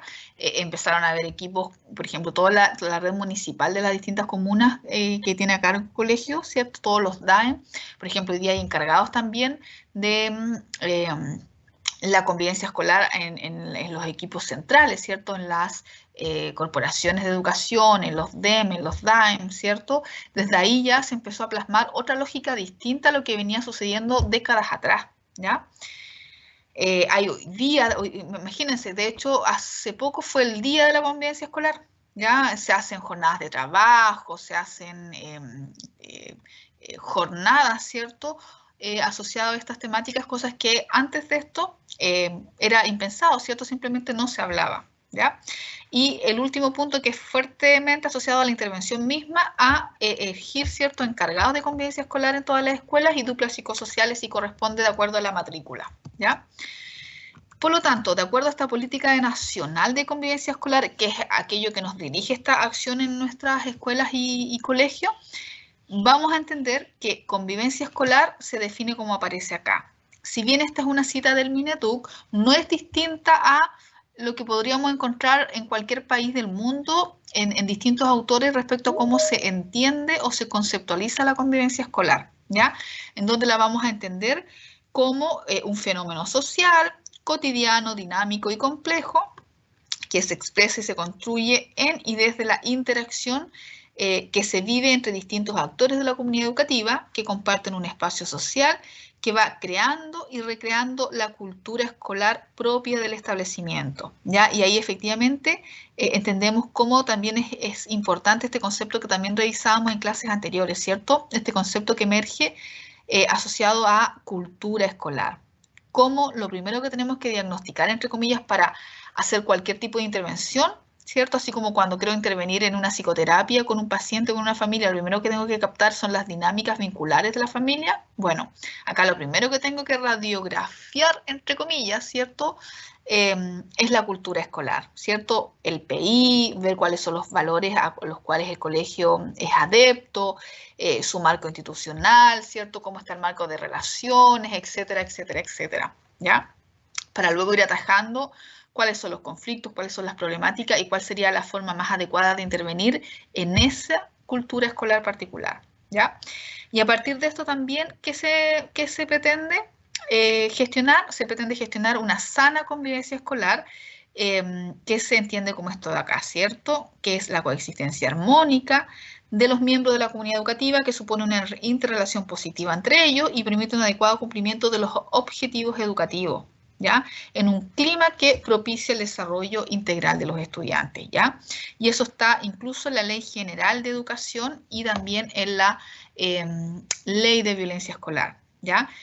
La convivencia escolar puede ser positiva o negativa, porque en función de esta interacción entre los distintos actores en un complejo que es, en un fenómeno que es complejo, dinámico, social, puede existir una convivencia escolar negativa o positiva, ¿cierto? De hecho, hay colegios que tienen una mala convivencia escolar. Todos los colegios tienen una convivencia escolar. Ya la distinción es qué tan buena o qué tan sana es esa convivencia escolar.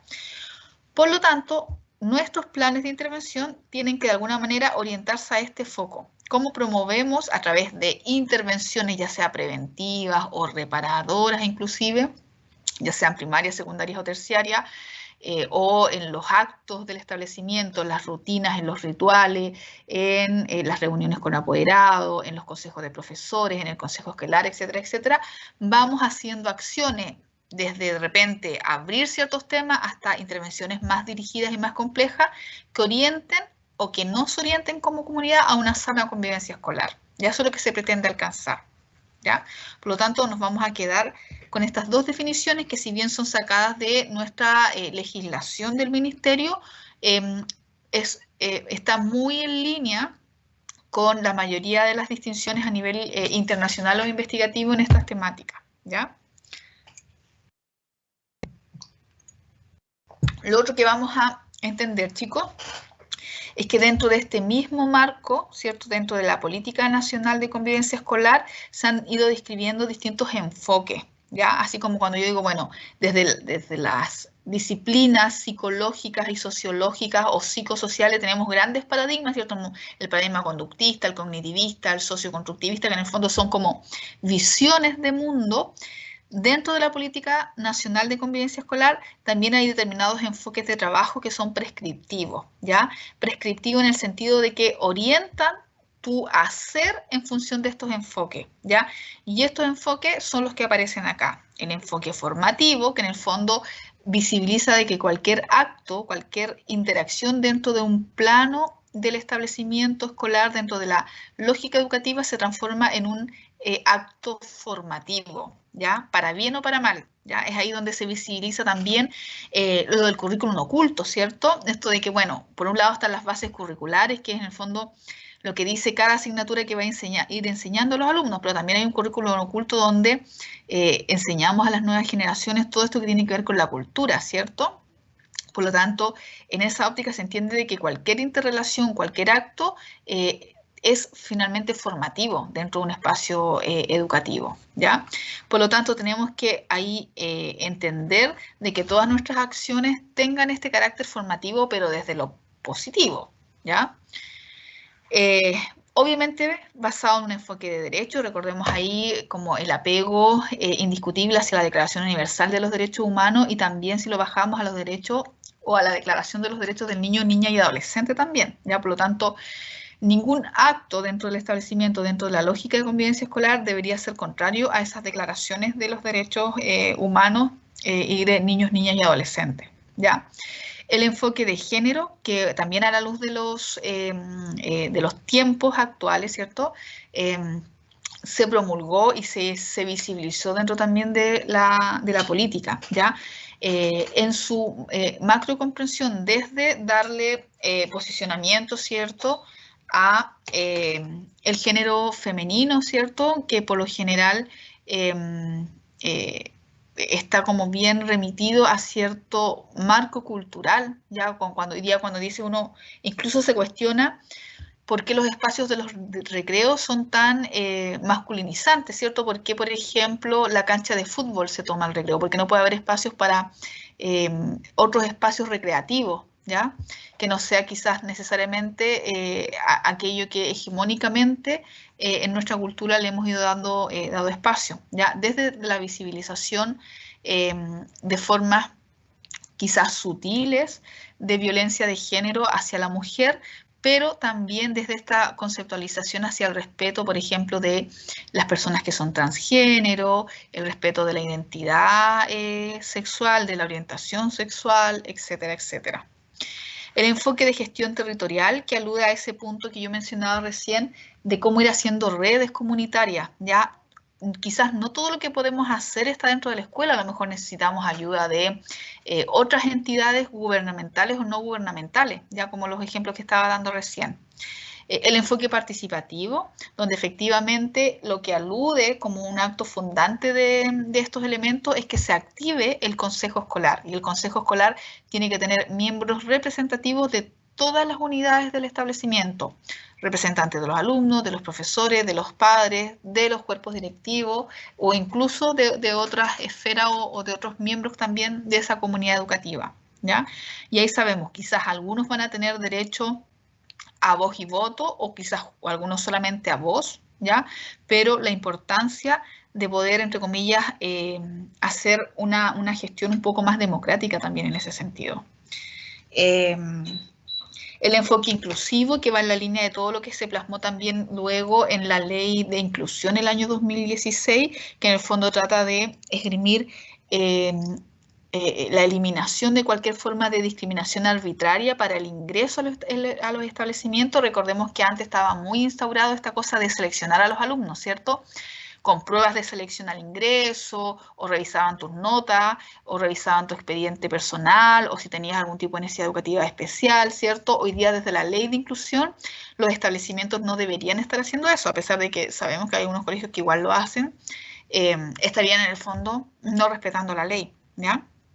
y el enfoque de gestión institucional que se plasma en todo esto que hemos venido comentando, ¿cierto? El primer elemento constitutivo de la gestión institucional, incluso que tiene que estar presente cuando yo fundo un colegio, es el PI, ¿cierto? El proyecto educativo institucional, ¿ya?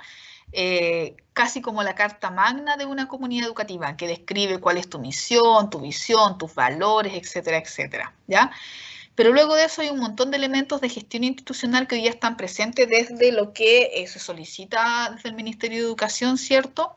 Y particularmente en este ámbito hay muchos otros, pero en este ámbito particular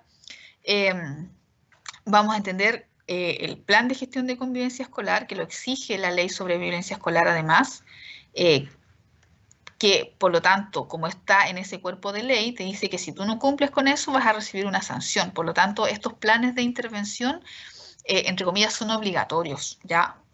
Se prescriben en la política como un ideal, pero luego en la ley sobre violencia escolar se prescriben como una obligación. Y yo si no lo tengo como colegio y me pillan, puedo tener una sanción, ¿ya? Cuando van a fiscalizar.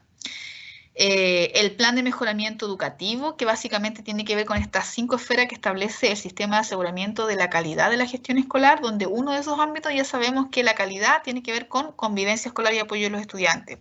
Por lo tanto, cuando hablamos de que los colegios también tienen un plan de mejoramiento educativo o una lógica de mejoramiento permanente en el tiempo, se entiende que, claro, que la convivencia escolar también debiese estar o debiese ser parte de estos planes de mejoramiento permanente.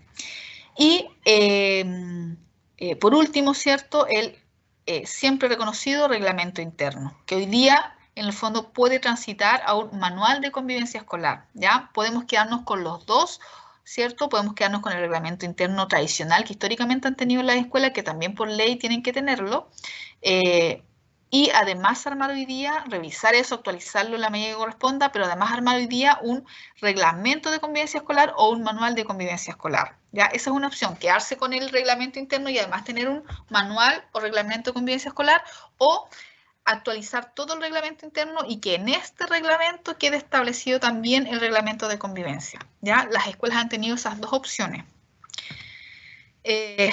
¿Cuál es el soporte asociado a lo que está en estos documentos ministeriales? Es que señala que cada establecimiento debe tener un soporte para gestar estos procedimientos internos, ¿ya? Y señala que todas las escuelas que reciben aportes del Estado tienen que tener activado este consejo escolar, ya lo que yo mencionaba hace un rato, ¿ya? Y todos los establecimientos que no reciben aportes del Estado, que son, son básicamente las escuelas privadas, ya las particulares pagadas, que no reciben aportes estatales, ya tienen la obligación esta vez no de tener un consejo escolar, sino que tienen la obligación de tener un comité para la buena convivencia escolar, ya que en síntesis tiene como la misma lógica y las mismas características del consejo escolar, pero también desde una cosa así como bien ideológica que uno podría cuestionar, como que le cambiaron el nombre. ¿Ya? Así como que es como cuando han escuchado, hay unos chistes que aparecen de repente ahora cuando dicen, bueno, si tienes un negocio y está alojado en Estación Central va a ser un almacén. Pero si ese mismo almacén está en Vitacura, le van a llamar emporio. ¿Han escuchado esos chistes que son como bien ideológicos? Bueno, acá pasó como algo similar, porque en el fondo el consejo escolar y el comité para la buena convivencia escolar tienen como la misma lógica, ¿ya? Solo que le cambiaron el nombre, si es un colegio público que recibe plata del Estado o si es un colegio particular pagado, ¿ya? Pero en el fondo, ¿a qué alude la política y la ley? Que en el fondo hay que tener un mecanismo dentro de los establecimientos en Chile, públicos o privados, que aludan, entre comillas, a tener cierto sistema de representatividad de todos los miembros y que se puedan tomar decisiones quizás tomando en consideración la postura de los distintos miembros. O sea, póngale lo que usted quiera, consejo escolar, comité, reunión, lo que sea, pero de alguna manera tiene que asegurar que tiene una organización que de alguna manera responda a esta lógica, ¿ya?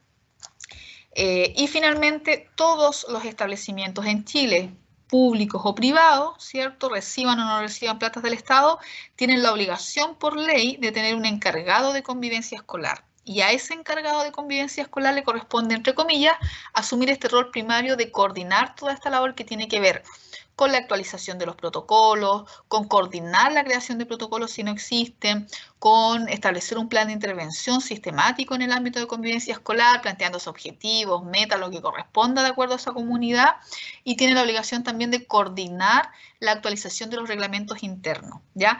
Coordinarlo, porque la idea no es que termine el encargado de convivencia escolar solo encerrado en su oficina actualizando todos estos documentos. La idea es que lo que él actualice, lo que él coordine, sea en consulta a estos órganos, ¿ya? A los consejos o comités escolares, ¿ya? Donde los distintos miembros de la comunidad tengan algún nivel de representatividad o de voz, ¿ya? Y en este cargo, chicos, es donde yo les comento que ahí hay mucho psicólogo que hoy día ingresa a esas labores en las distintas escuelas, por lo tanto también se ha transformado hoy día en un ámbito de formación muy potente cuando uno egresa, ¿ya?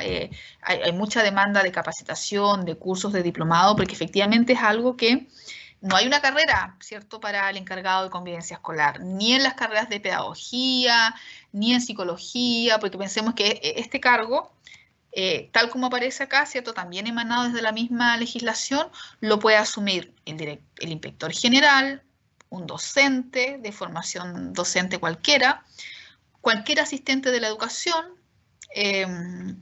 por ejemplo, un educador diferencial que trabaje como asistente y que el día de mañana pase a formar parte de este cargo, o profesionales del área psicosocial, ya como un psicólogo o asistente social.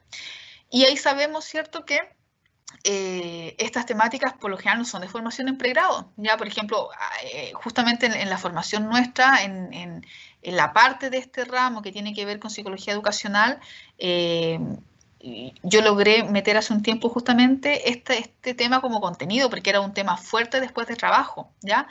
Pero efectivamente son algunas pinceladas que alcanzamos a ver porque no hay una formación real en pregrado concretamente fuerte en esta área. Lo que uno termina haciendo, como muchas de las áreas de desarrollo profesional, es que uno luego se tiene que autoformar, ya sea porque empiezas a leer, empiezas a estudiar por tu cuenta, porque hoy día por lo menos hay acceso al conocimiento, ¿ya?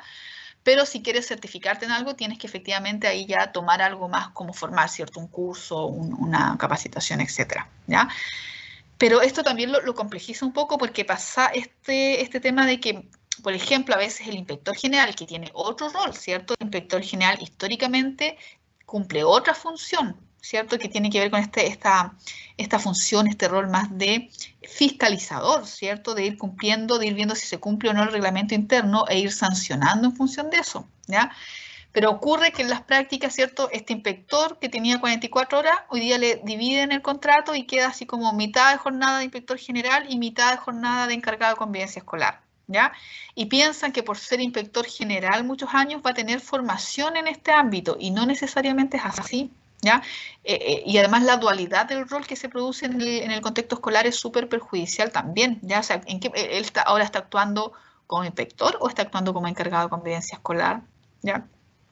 O un docente, por ejemplo, ¿ya? O el mismo psicólogo que era de PIE, de los programas de integración que ven otra área de trabajo, le asignan dentro de su jornada unas horitas para que quede en el papel como encargado de convivencia escolar, ¿ya?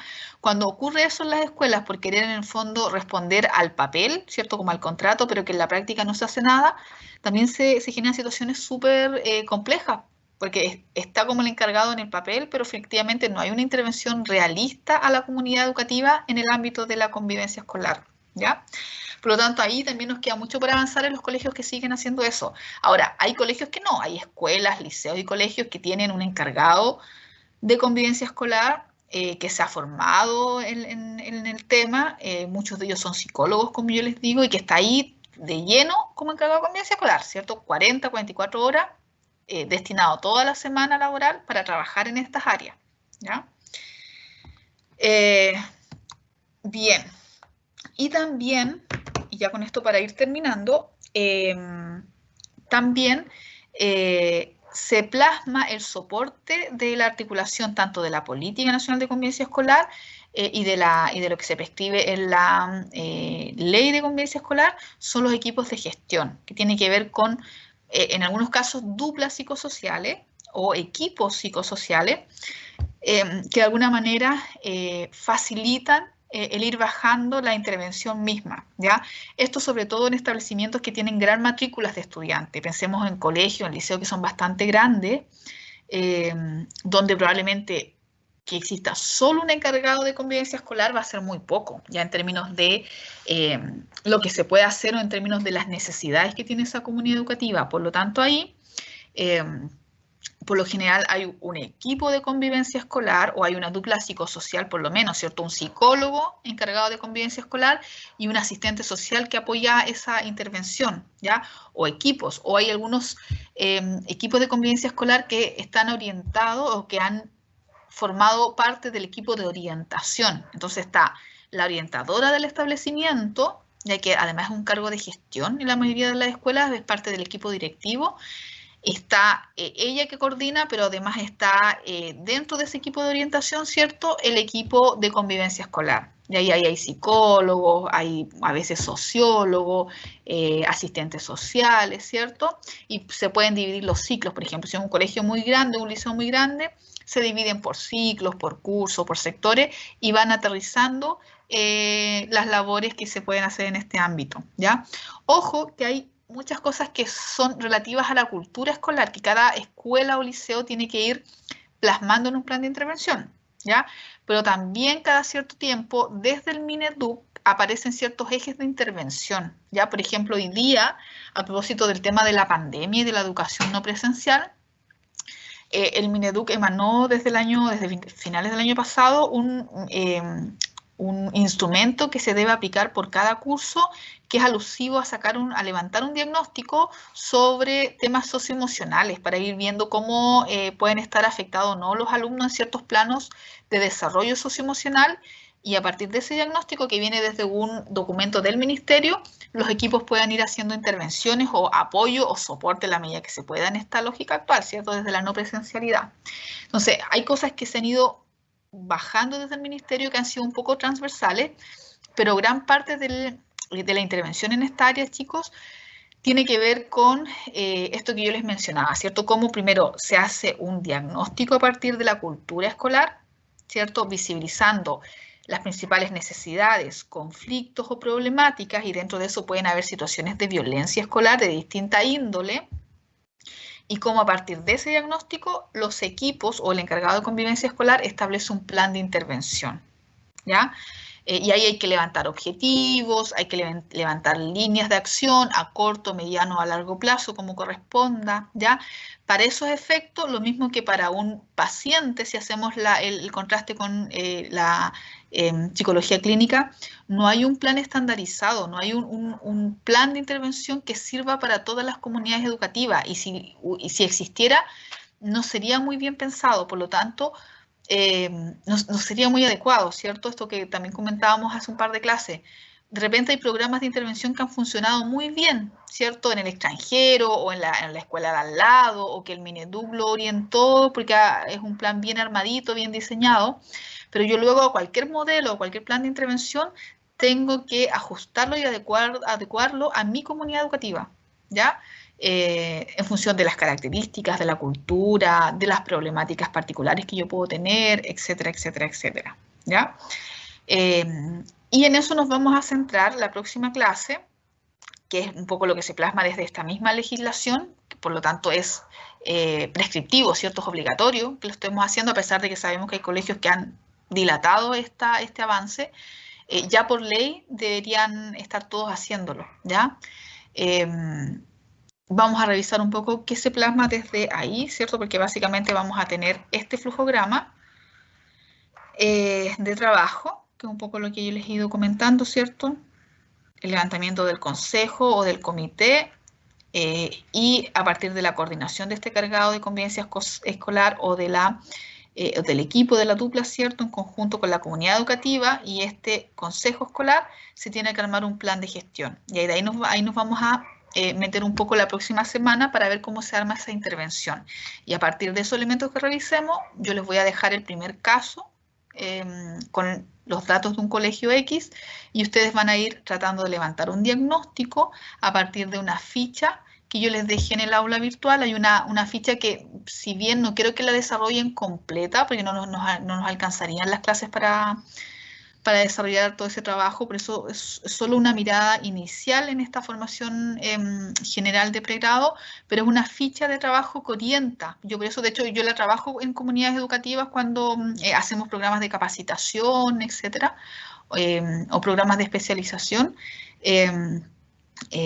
Orienta un poco, bueno, que si tú el día de mañana te contratan, ¿cierto? Tienes que ir a trabajar a una comunidad educativa como un encargado de convivencia escolar o dentro de esta dupla de convivencia escolar. ¿Cómo partes, cierto? ¿Cómo orientas el trabajo? ¿Cómo en el fondo tienes como una brújula de ir viendo qué cosas tienes que ir primero sacando información para levantar un diagnóstico y luego cómo organizas un plan de intervención y en qué hay que fijarse para eso?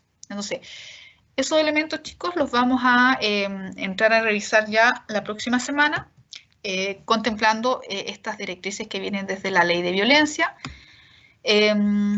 Por ejemplo, acá tenemos la definición que tenemos también desde la ley sobre violencia escolar en Chile, ¿cierto? Cómo se define hoy día también esto que es el acoso escolar o bullying, ¿ya? Lo que nos pide esta ley de violencia escolar, ¿cierto? Las formas de cuando esa violencia escolar además constituye un delito en la jurisprudencia chilena. El énfasis que existe cuando esa violencia es gestada desde una persona adulta a un menor de edad, ¿cierto? Que en este caso no es bullying, sino que es maltrato, y eso es un delito.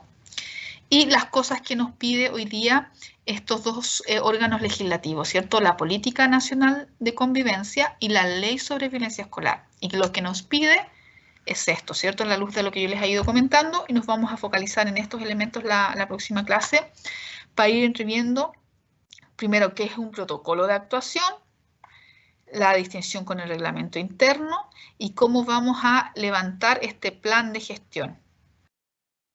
¿Ya? ¿Dudas hasta ahí, chicos? ¿Se ha ido entendiendo? Se entiende, profe. Sí. Bien. Ya, son 15 para la 1. Yo creo que por hoy ya es suficiente. Si hay alguna duda para que la abordemos en estos minutitos. Y si no, ya el próximo viernes partimos con estos elementos. Les voy a subir esta primera diapo, vamos a revisar las últimas diapos que nos quedan y ya la próxima clase nos vamos a meter de lleno en esto, que es lo que me interesa ver. Plan de gestión, ¿ya? ¿Qué hay que poner en ese plan de gestión?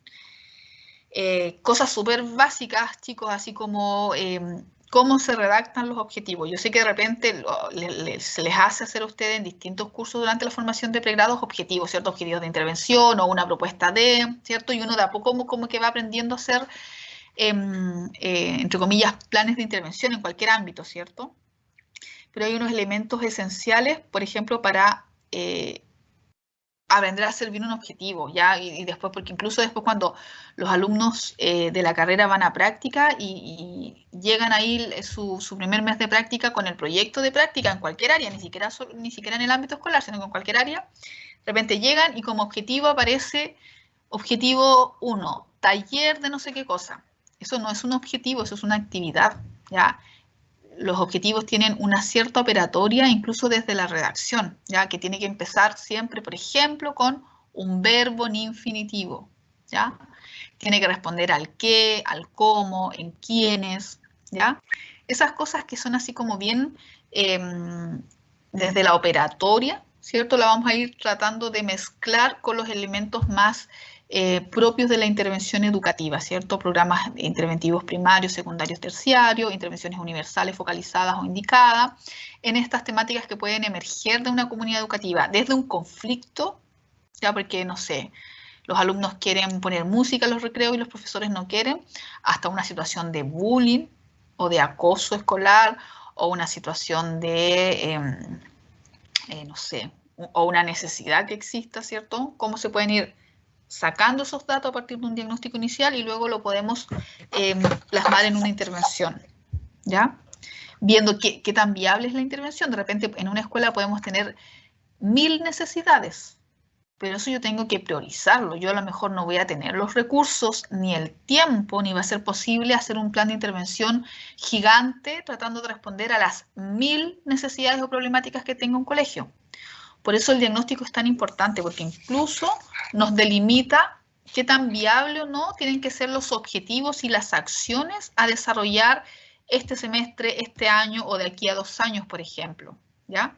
No todo lo que se tiene que hacer en un colegio se puede hacer de inmediato. A lo mejor tengo que ir focalizando, no sé, tengo 10 grandes problemas, pero a lo mejor tengo los recursos solo para hacerme cargo de 3 de esos problemas este año o en este periodo académico, ¿ya? Entonces, todas esas situaciones hay que, entre comillas, discriminar cuando uno arma un plan de intervención en este ámbito, ¿ya? Como lo haríamos en cualquier otro ámbito, incluso si lo trasladamos a la psicología comunitaria, la psicología clínica, deportiva, etc. ¿Ya? Un diagnóstico, luego la intervención.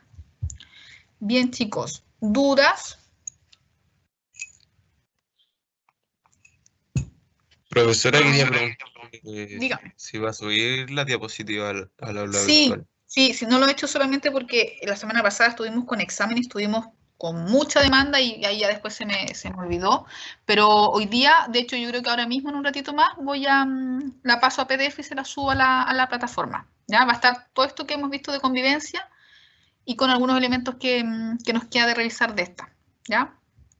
Y Ya, profe, gracias. la misma de la que vamos a utilizar la próxima clase también la voy a revisar bien y a ver si se la dejo también subida antes del miércoles. Ya, profe, muchas gracias. Ya, chicos. ¿Alguna otra duda? ¿No? No, profe. ¿No? Bien. Son 10 para la 1. Yo creo que ya con los escasos márgenes que tenemos, yo creo que es suficiente.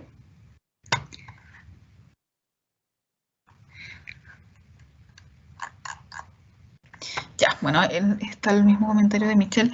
Bien, chicos, nos vemos este miércoles a las 9 y terminamos de ver lo que tiene que ver con plan de gestión, como les menciono, y ese mismo miércoles voy a dejarles entregado el caso formativo, ¿ya? Eso sí está subido, creo que el ajuste del cronograma de nuestra sección, pensando que tuve que hacer un ajuste respecto a la semana que la universidad dio liberado, ¿ya? Así que hay un ajuste desde el cronograma inicial que le presenté en la primera clase cuando empezó el ramo, al que le subí ahora a la unidad de psicología educacional, ¿ya? Así que ahí hicimos algunos ajustes de actividades, por lo tanto el caso formativo va a ser entregado, o sea, va a estar subido, lo voy a subir ya este miércoles para que lo trabajen. Luego vamos a resolver ese caso, ¿cierto? Vamos a hacer un análisis, la idea es que ustedes lo vayan haciendo también en trabajo autónomo, y luego lo resolvemos, y a partir de eso entrego el caso que va a llevar nota el caso evaluado. Después nos vamos a juntar a hacer supervisiones para que aclaren dudas conmigo de ese caso que tienen que desarrollar en un informe, en un análisis de caso. Y luego de eso tendrían la prueba escrita y di una fecha también ahí tentativa para la entrega del caso, ¿ya? Pero parece que es posterior a la semana de vuelta de la semana de receso, así que hay que ver si se va a dar esa semana de marcha blanca o no, o si nos coincide con eso para ver si lo corremos. Ya apareció la semana de marcha blanca, profe, ya hicieron los afiches. Va a haber. Lo socializaron, aparecieron en ¿ya? Instagram. Sí, Ya. subieron historia y todo, la federación y todo. Ya, o sea, eso indica que después de la semana de receso, cuando volvamos a retomar clase, no se pueden tomar evaluaciones, ¿verdad? Ya.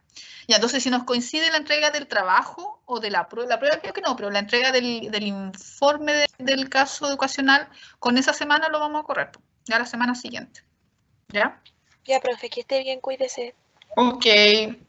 Nos vemos el miércoles, chicos, que estén muy bien. Chao, chao. Chao, profe, gracias. Chao, profe.